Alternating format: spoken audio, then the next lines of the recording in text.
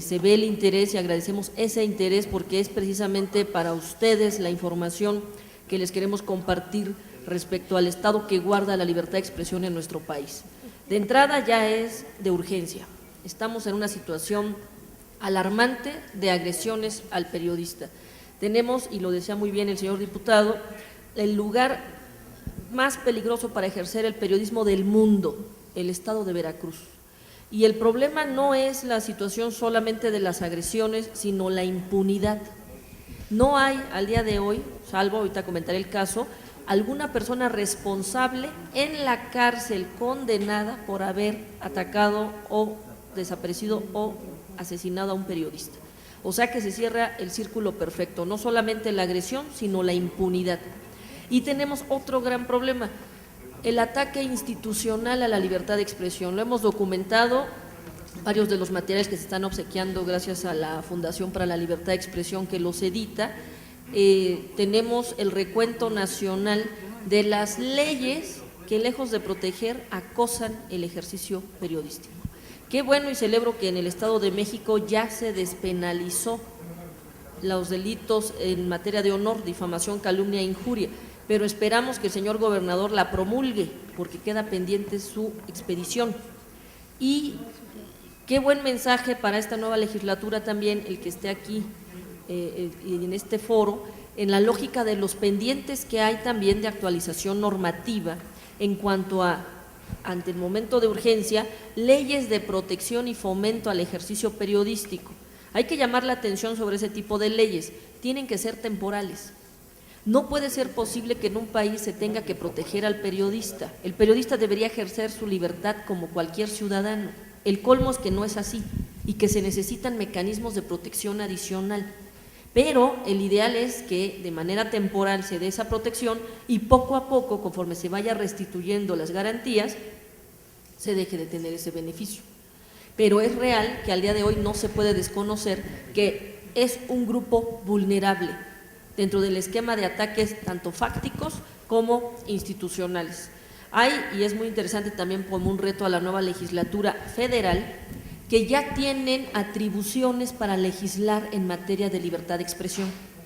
Hay varias organizaciones, entre ellas Freedom House, que están programando el entregar una serie de propuestas sobre el tipo de legislación que tiene que existir para proteger el periodismo. De entrada hay una gran omisión, y eso lo tenemos ya documentado, en las 32 entidades federativas. Cuando asesinan a un periodista no se abre la línea de investigación por libertad de expresión. ¿Qué quiere decir? Que el Ministerio Público debe investigar qué publicó, qué iba a publicar o qué intereses estaba afectando el periodista o medio cuando sufrió la agresión. Porque se entiende en vía internacional que todo ataque a un periodista es un ataque a su libertad de expresión, salvo prueba en contrario. ¿Qué es lo que pasa en nuestro país? La pista falsa. Es que lo encontraron con su amante homosexual en el hotel. Y ya. Es que pasaba por ahí y le tocó porque pues fue circunstancial. Puede ser una situación, pero se tiene que agotar todas las líneas de investigación para que se desvincule el hecho de que no haya sido un ataque a su libertad de expresión. Pero viene peor, tienen que acreditar incluso ser periodistas. ¿Y quién va a ser periodista? Hay que tener cuidado con cómo se define al periodista. La concepción más amplia, que es la más afortunada, es una que se integró en la Ley del Secreto Profesional del Distrito Federal. Periodista es quien hace del periodismo su ocupación habitual, remunerada o no. Porque hay quien publica y no es necesariamente con una retribución económica. Pero no se debe convertir que el periodista, para tener la defensa, tenga que acreditar que lo es, porque entonces se vuelve una doble afrenta, sufrir la agresión más la discriminación en la lógica de si se considera o no periodista a quien lo sufre. Entonces, en el hecho de que los códigos de procedimientos penales del país no establecen esa obligación, hay un caso, Baja California es interesante porque sí lo medio fija, pero en todos los demás casos hay esa omisión. En el Distrito Federal quedó como propuesta, siendo todavía procurador Mancera, esperemos que ahora que va a ser jefe de gobierno, la impulse y se apruebe, porque ya estaba diseñada la propuesta de adición de esa obligación en los códigos de procedimientos penales. ¿Cómo podemos combatir la impunidad si la propia autoridad no tiene atribuciones del seguimiento de esos delitos? Si no se está revisando puntualmente esos delitos. De ahí la importancia, y quizá quedará en alguna de las recomendaciones para el Estado de México, que puedan revisar su Código de Procedimientos Penales y hacer una adición que es muy puntual para que el Ministerio Público tenga esa obligación de cubrir las líneas de investigación.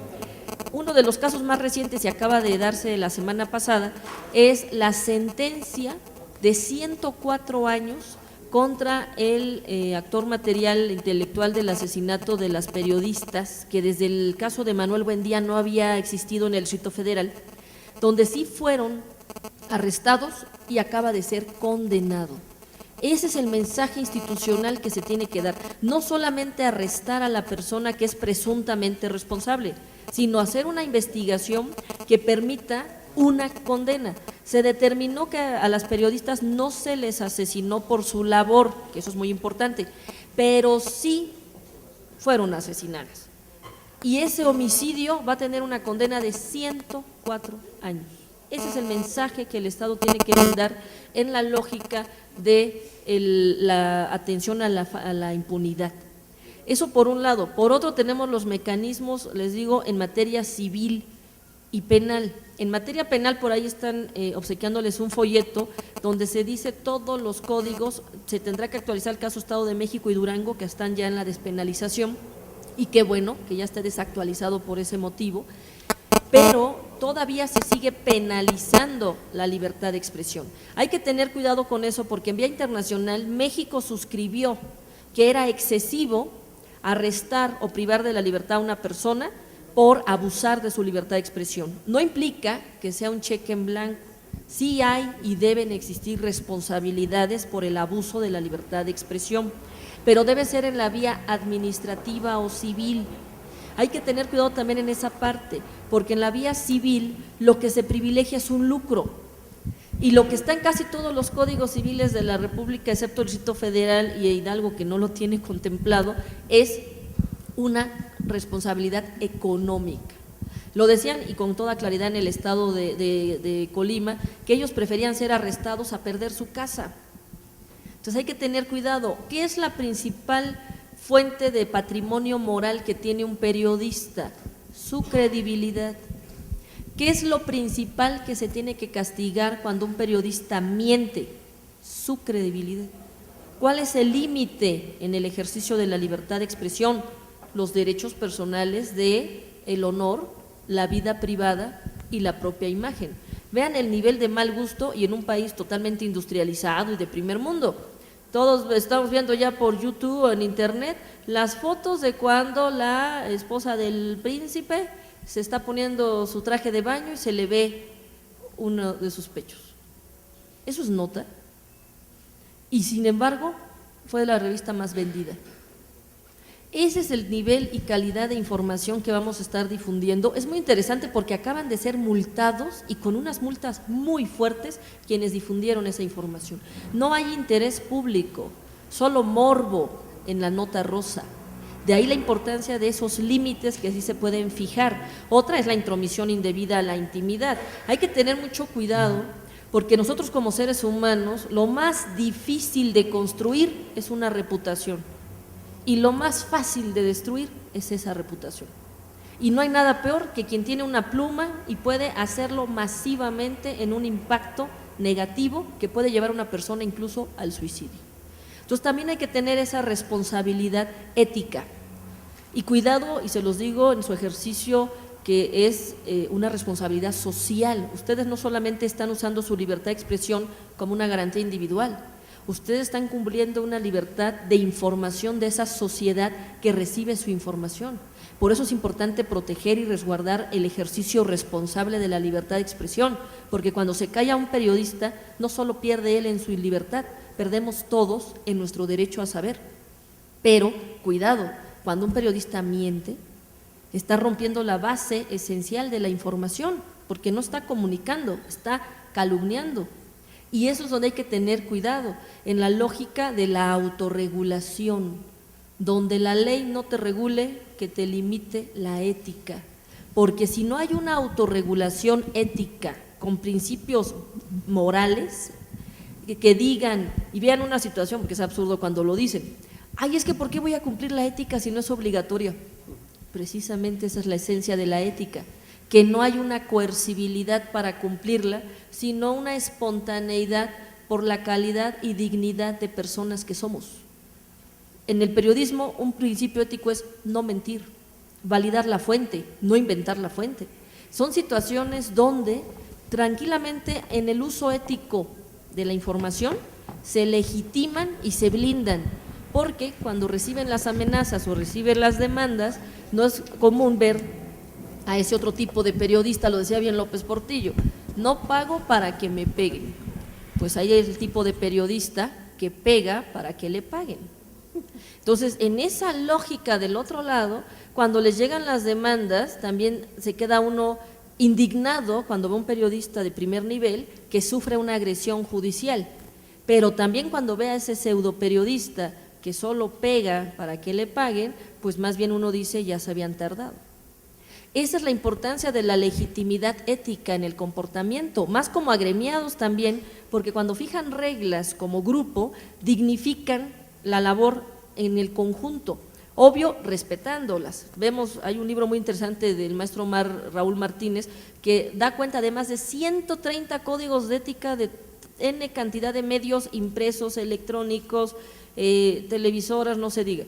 Y cuando uno empieza a revisarlos para tachar todo lo que incumplen. Entonces, no tiene sentido fijar reglas éticas y anunciarlas si no se dignifican en el cumplimiento. Y se cumplen porque son valiosas, porque le dan un peso y una esencia a lo que se hace como periodistas y en el uso de la información.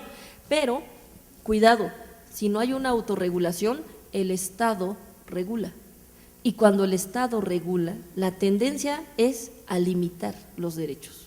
Eso lo vemos desde que nació, vean una cuestión muy interesante, desde que nació la imprenta, ya ven que antes los monjes se ponían toda la vida a transcribir un libro y en eso se dedicaban toda la vida y era reproducir un solo libro. Cuando se inventa la imprenta, que el tipo primero de madera y luego de metal que pudo hacer, y ahí sí, Capsulita Cultural, el primer gran libro que se editó con la imprenta fue la Biblia, y en cuanto nació la imprenta, nacieron las primeras gacetillas de información y los primeros comerciales, desde ahí viene. Pero también nació la ley de delitos de imprenta. En cuanto hubo posibilidad masiva de comunicar, existieron los delitos contra esa comunicación masiva. Entonces hay que tener cuidado, porque cuando falta la autorregulación como gremio, las responsabilidades por el abuso se castigan a través de la ley, pero la ley siempre restringe. Entonces, es mejor dignificar un gremio utilizando patrones de conducta éticos que esperar a que venga la ley a limitarlos.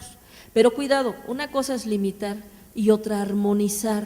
Hay un pseudo problema cuando dicen ¿hasta dónde llega mi libertad de expresión frente al derecho de honor de otra persona? Cuidado, cuando son figuras públicas, y conste la concepción de figura pública es aquel que tiene notoriedad pública. No hay nada mejor en esta vida que ser anónimo, que salga uno en la calle y salvo los que nos conozcan nos saluden, o meterse, y más en la Ciudad de México toda caótica, meterse al metro y que uno sea masa es la mejor forma de vida. La última vez que Luis Miguel quiso ir al cine pagó toda la taquilla para entrar a ver la película. La notoriedad pública es una cuestión de doble filo. Hay gente que vive de su imagen pública. Pero hay otro tipo de notoriedad pública que es espontánea e inmediata, la del servidor público. Todo servidor público se convierte en figura pública porque tiene dos funciones: toma decisiones que impactan a toda la sociedad y ejerce recurso público. Entonces, el escrutinio público que le hacemos a la figura pública es válido en la lógica de que está siendo un servicio público. Pero hay que tener cuidado porque se convierte en, les digo, un arma de doble filo.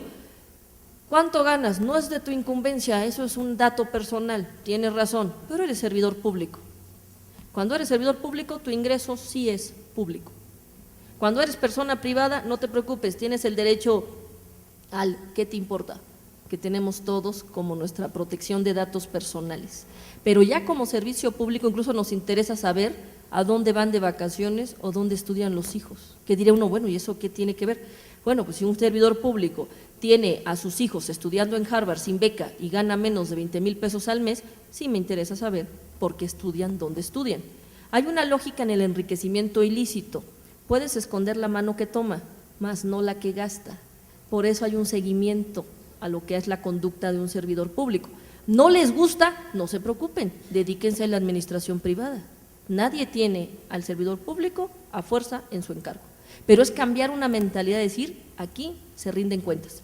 Y lejos de ser un acoso, termina siendo la mejor publicidad que puede tener un servidor público.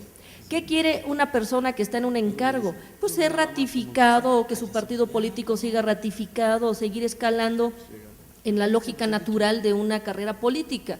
Si está haciendo bien su trabajo, la transparencia y la rendición de cuentas termina siendo la mejor forma de publicidad de ese político. El que nada teme, ¿cómo dicen? El que nada debe, nada teme. ¿Quién te haría en contra de la transparencia si lo está haciendo bien? Entonces, en vez de que se convierta en propaganda, la rendición de cuentas se convierte en eso, en una reivindicación de la confianza entre el gobernante y el gobernado, de lo estoy haciendo bien, sígueme ratificando. Esa es la mentalidad que hay que cambiar en la lógica de la rendición de cuentas y del acceso a información. Pero cuidado, es que quiero saber si Calderón duerme en la misma cama con su esposa. ¿Eso qué me importa? No, es para ver si gobierna feliz. O sea, un funcionario, por supuesto, tiene también su protección a su intimidad, su vida privada, su honor y su propia imagen, porque también hay otra realidad, ¿eh? Estamos en un país donde el que denuncia la corrupción termina preso y no los corruptos. Es el clásico, y lo decía don Jorge Carpizo, que gritan, agarren al ratero, y es el ratero quien grita, agarren al ratero. Y resulta que el que hace una buena labor, de repente le empiezan a atacar. También hay que dignificar el servicio público, hay que tener cuidado, hay que reconocer, estamos en un país donde al nivel en que se desarrolla el servicio público hay que reconocer y destacar el trabajo honesto y comprometido de la que es la mayoría de la gente que trabaja en gobierno, porque el gobierno finalmente somos todos, ¿quién no trabaja o tiene un familiar en el propio gobierno? Hay que romper esa situación de la desconfianza mutua y eso se da gracias a mecanismos de transparencia y acceso a información. Pero también la reputación de una persona, aunque sea figura pública, si no hay datos, hechos e información constatada, tampoco se vale empañar la imagen de alguien para desacreditarlo frívolamente. Ese es el equilibrio que hay que sostener, una libertad de expresión con una protección del derecho al honor. Obvio, una figura pública tiene una protección menor que lo que sería una persona privada.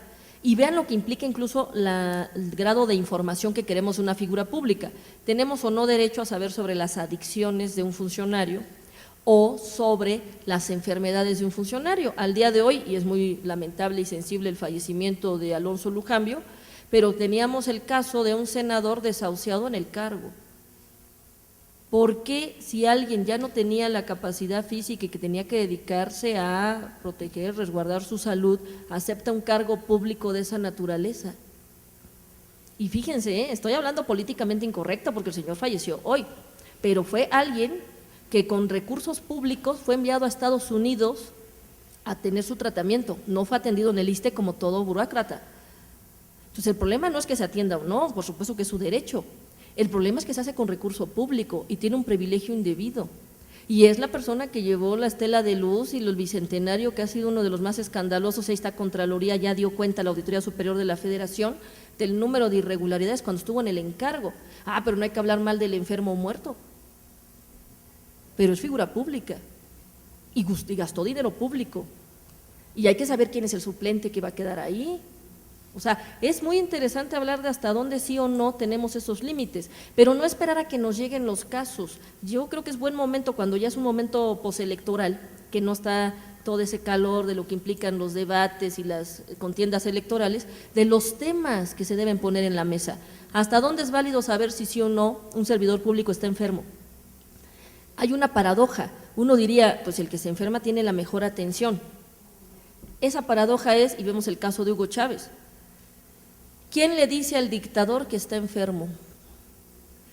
Paradójicamente, quien se enferma teniendo el poder no necesariamente tiene la mejor atención. Una, porque les da miedo anunciarle al dictador que se puede morir. Y dos, porque no va a atenderse en el mejor hospital porque se van a dar cuenta que entró y bajo qué padecimiento.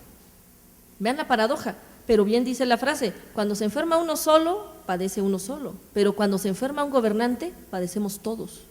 De ahí la importancia de tomar esos debates. Y otra, los límites de protección de la figura pública. Es el colmo que al día de hoy se utilicen las demandas para acosar al periodista que denuncia casos de corrupción de figuras públicas. Conste, tampoco es generalizar, también se hay que demandar y el periodista no está exento de sufrir una demanda cuando abusa de su libertad de expresión. Ahí la Corte está apenas fijando un criterio que desde el siglo pasado Estados Unidos ya fijó y Argentina. ¿Hasta dónde sí o no es válido conocer sobre una figura pública? Tiene que ver con el interés público. Una cosa es el morbo y otra cosa son cuestiones relevantes que sí impactan en decisiones para que uno esté informado. Y eso se puede armonizar, no tenemos que ceder nuestra libertad de expresión por la protección de la figura pública, pero tampoco se tiene que ceder el derecho a la imagen, honor o vida privada por la libertad de expresión. Y esos son regulaciones que se pueden establecer en materia civil. En México la única legislación que lo reconoce es la del Distrito Federal, que es la Ley de Responsabilidad Civil para la protección de la vida privada, el honor y la propia imagen. La mayoría de los códigos sigue privilegiando el lucro y vean cómo se entrampa. ¿Qué valor tiene el honor de una persona? No tiene valor, no se puede cuantificar porque tiene que ver con la dignidad como seres humanos. ¿Qué es lo que quiere una persona cuando alguien miente? Pues que esa persona en los mismos términos y condiciones diga que mintió para que le resarza, le deje en las mismas condiciones su honor. Pero en cambio si lo obligan a ponerle un precio, pues es como cuando el hermano del exgobernador de Guerrero, Seferino, demanda al periódico El Sur de Guerrero por 10 millones de pesos. Entonces Juan Angulo, que era el editor, le digo, pues mañana publica en primera plana que el honor del hermano del gobernador es de 10 millones de pesos. ¿Se dan cuenta? O sea, cómo se impacta una situación. Diferente es decir, no, quiero un resarcimiento y que se ataque la credibilidad de ese medio. Imagínense un medio que cada rato tiene que salir a aclarar sus notas. Pierde credibilidad y eso hace que tenga un peso moral frente a la sociedad a la que comunica. Pero en cambio, si le piden dinero, aunque sea un medio abusivo, se victimiza. Me están acosando, van contra mi patrimonio. En cambio, armonizar y con mecanismos rápidos, porque también existe la otra manera más sutil de ataque a libertad de expresión, mantener permanentemente demandado a alguien. El exrector de la Universidad de Hidalgo demandó hace 8 años por el libro La Sosa Nostra, Gobierno y Porrismo coludidos en Hidalgo, al autor Alfredo Rivera Flores, al prologuista Miguel Ángel Granados Chapa, al formador del libro, al editor, al diseñador de la portada y al que le tomó la fotografía al autor en la contraportada. Si preguntan por qué no demandó a los lectores, casi también, porque pedía que se retiraran los libros y los quemaran. Entonces, ese juicio lleva 8 años. Estamos en la Comisión Interamericana ahora con su caso y no acaba. Quieren destruir a una persona, imagínense los gastos de procedimiento, nada más del puro pasante, hacemos las cuentas y multiplíquenlo para que se espanten. Si yo tengo que atender un caso, porque los litigios se pierden en los detalles, hay que estar atendiéndolo permanentemente. Entonces le tengo que pagar un pasante, la esclavitud está prohibida en México, ¿no? O sea, le tengo que pagar 3,000 pesos al pasante al mes, ¿no? Medio pelo. Multipliquen 3,000 pesos por 12 meses, por 8 años. ¿Cuánto ya le sale a ese periodista defenderse? Cuando en México, otra de las grandes, y a ver si ahora sí con la reforma laboral se acuerdan, nadie está moviendo esa parte, y los derechos laborales de periodistas. A ustedes se les considera oficio conforme a la Ley Federal del Trabajo, y ahí están lo que es el redactor, editor, demás. Falta ese dato. ¿Dónde están los derechos mínimos laborales que debe tener un periodista cuando en el colmo de los casos les pagan? Una, solo si consiguen publicidad para el medio; 2, solo si les publican; o 3, no les pagan. Y nada más les dan la charola. Imagínense eso, ¿eh? No me pagues, nada más dame la charola. Pues ¿qué vas a hacer? ¿Se dan cuenta cómo se pervierte la situación? Y salarios que van desde 1,800 pesos. 1,800 pesos. Por eso es un agravio que al periodista se le denuncie penalmente, porque aunque no sea delito grave y sale bajo fianza y al final se reincorpora a sus actividades, tiene antecedentes penales. Y un periodista no vive solo de su labor, necesita otro trabajo adicional la mayoría de las veces. Y si le dejan un antecedente penal, ya lo afectaron donde más le duele, el estómago. Esa es la realidad lamentable en un país donde son grupo vulnerable, desde la ley se les ataca, pero no tienen garantías. Y si los matan, no hay tampoco mecanismos para revisar adecuadamente sus casos. Eso es, y siempre lo he dicho cuando doy talleres de periodistas, si salen de aquí deprimidos y preocupados, cubrí el objetivo. Porque de veras es alarmante el nivel institucional en el que están. Tan anacrónico como tener vigente la ley de imprenta. La ley de imprenta con las nuevas tecnologías, una ley aconstitucional desde 1917 que no se ha cambiado, pero que se usa cuando quieren endilgarle los delitos a los periodistas. Y no se llama ley de imprenta, se llama ley de los delitos de imprenta. Y si quieren ver cómo se define moral, ahí viene. Espántense, definimos moral desde 1917 y en pleno siglo XXI, terminando primera década, seguimos usando ese concepto. Y es vigente, cuidado. Entonces tenemos leyes como esa, otra, la ley de radio y televisión, desde 1960 no se ha cambiado más que en la llamada ley Televisa del 2006, que fue decretada inconstitucional por la Corte, y al día de hoy no se ha actualizado esa legislación. O en materia administrativa, los títulos de legalidad para sus medios impresos, cuidado. Hay una cuestión muy interesante en el ataque institucional. Si van a ser un medio disidente de un gobierno, el gobierno puede usar los mecanismos formales para acosarlos y no necesariamente un ataque indebido, simplemente verifican el cumplimiento de protección civil. Vean, en este recinto me andaba fijando, está perfecto, tienen extintor, salida de emergencia, etcétera. Imagínense un diario donde llega una inspección administrativa de protección civil y ve que no tiene el extintor ni la salida de emergencia, es clausura. Y en lo que pagan la multa por la clausura y abren, entre 15 días a un mes, un diario cerrado. Con eso quiebran. Y no tiene nada que ver con libertad de expresión. Mejor una auditoría a ver si sí o no paga cuotas de seguridad social a sus trabajadores. ¿Cómo se quebró Monitor de Gutiérrez Vivo? Porque no había pagado cuotas de sus trabajadores. Cuidado, cuando no se pagan cuotas de seguridad social se convierte en crédito fiscal, o sea que tiene multa, actualización y recargo. En menos de un mes ustedes pueden triplicar la deuda original. Y aunque paguen la deuda original, siempre se va a los accesorios, nunca al principal. O sea, un círculo vicioso y ese medio quebró. ¿Qué tiene que ver? Nada, pero fue materia laboral. ¿Se dan cuenta? Es la manera en la cual se puede usar la herramienta institucional. Uno dice, bueno, pues es la obligación del gobierno, sí, pero no se vale que haya 3 auditorías, 2 revisiones, 20 inspecciones en un año a un medio, pero a todos los demás no. Entonces, el que quiere ser crítico del gobierno tiene que cumplir al pie de la letra toda la legislación. Y cuidado, porque es lo más fácil de incumplir. Y con la pena estamos en un país donde la ignorancia de la ley no excusa su incumplimiento. También el ignorante paga. Entonces, tienen que estar capacitados en mecanismos administrativos, en mecanismos civiles, en responsabilidad penal, porque aunque no haya intención, sí pueden actualizar una responsabilidad.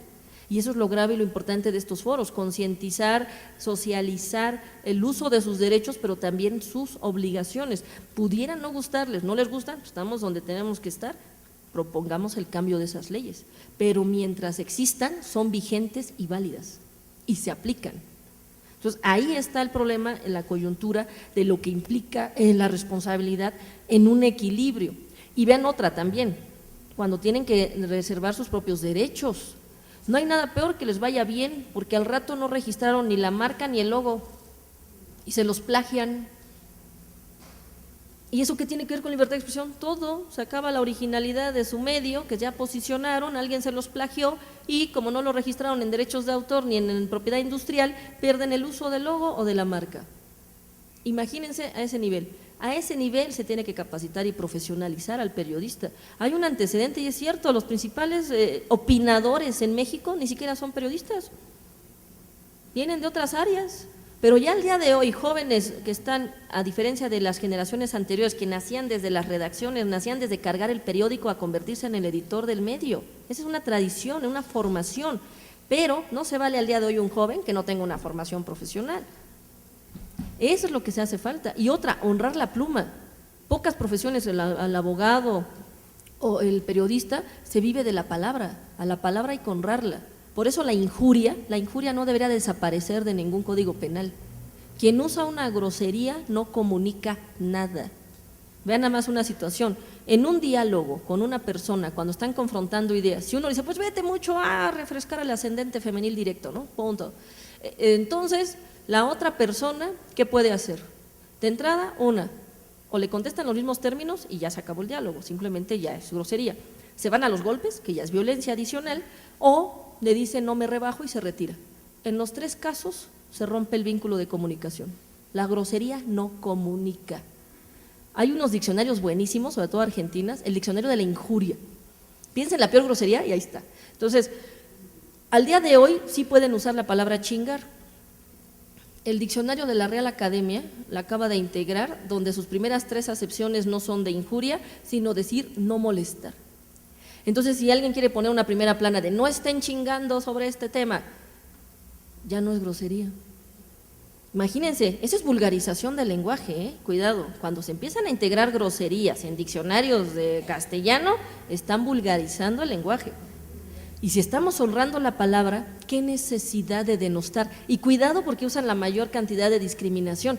Déjense la grosería, ahí va el pelón chaparro orejón. Oye, pues pelón, pues así está, chaparro, pues no creció, orejón, bueno, pues su genética, o sea, ¿qué tiene que ver eso con decirle negligente, corrupto o ignorante? ¿Se dan cuenta? El decirle a alguien una descalificación física es la primera provocación en la que caemos, pero tampoco estamos comunicando y no solo estamos ofendiendo, sino hasta discriminando. Es un tal y alguna característica física. Eso no comunica, eso no dignifica el uso del lenguaje. Entonces vean esa situación porque lamentablemente en materia de groserías hay cada barbaridad, déjense las faltas de ortografía, más en los diarios de deporte, no sé por qué les pasa eso, pero hay cada barbaridad que si uno, espérate, estás comunicando y el que lee eso, también le estás educando. La ortografía, como todo en la vida, no es ponerse a hacer caligrafía, es ponerse a leer.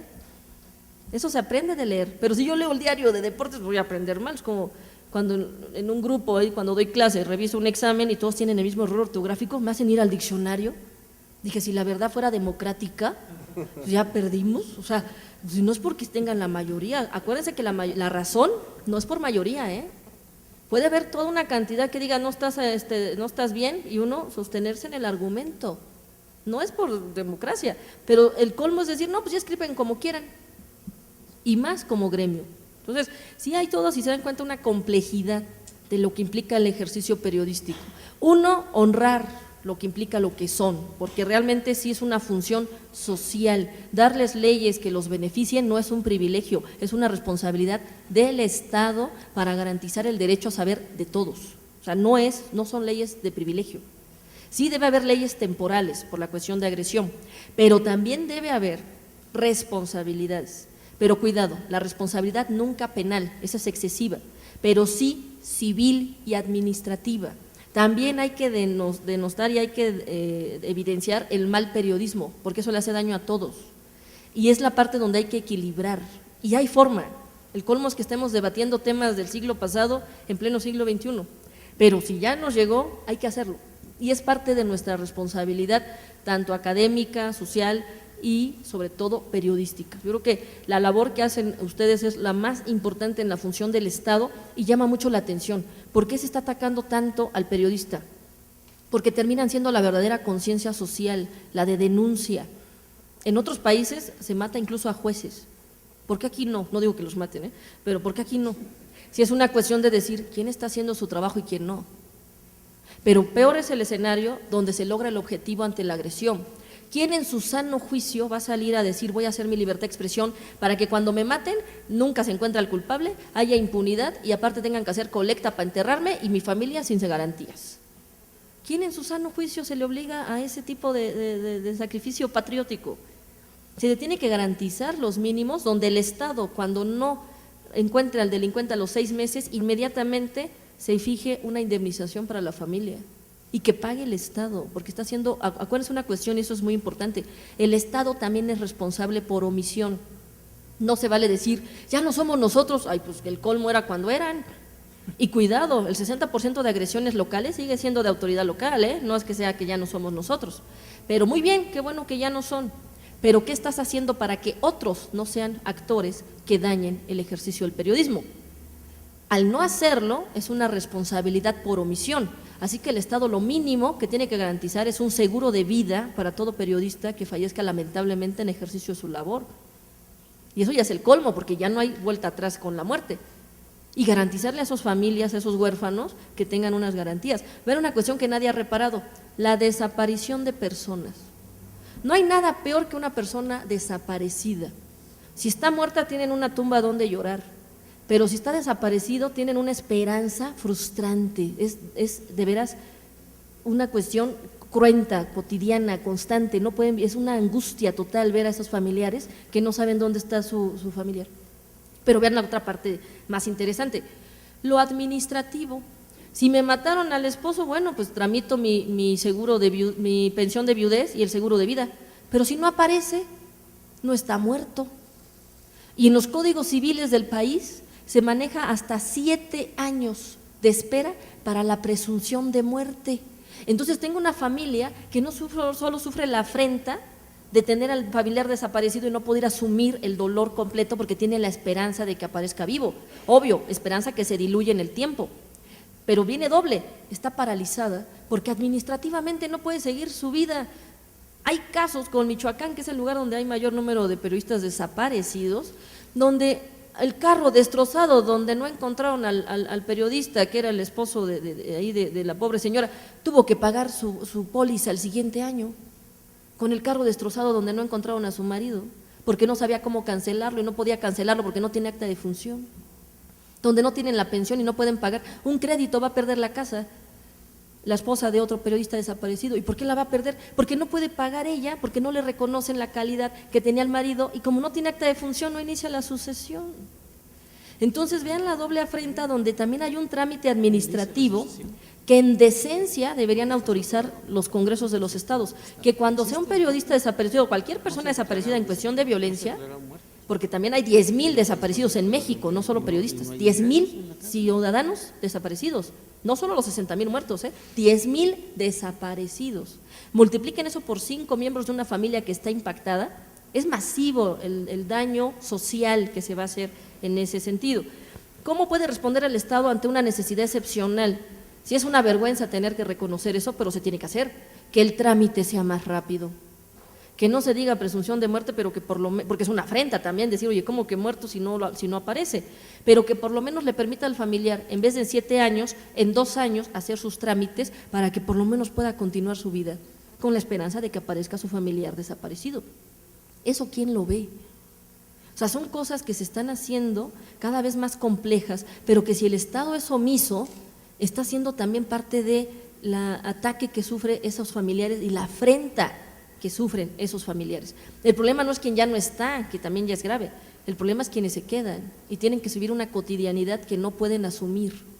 Entonces, hay muchos temas pendientes en la agenda y qué bueno, les digo que en este foro, uno, sensibilizar, comunicar, informar, otro, generar esa ingeniería institucional que sí se puede hacer y a veces algo tan simbólico como decirle a un familiar, mira, no te voy a aparecer a tu familiar, no hay en las investigaciones indicios, pero sí te voy a permitir que tengas esta pensión para tus hijos, ten este pago, liquida tus deudas, sigue tu vida.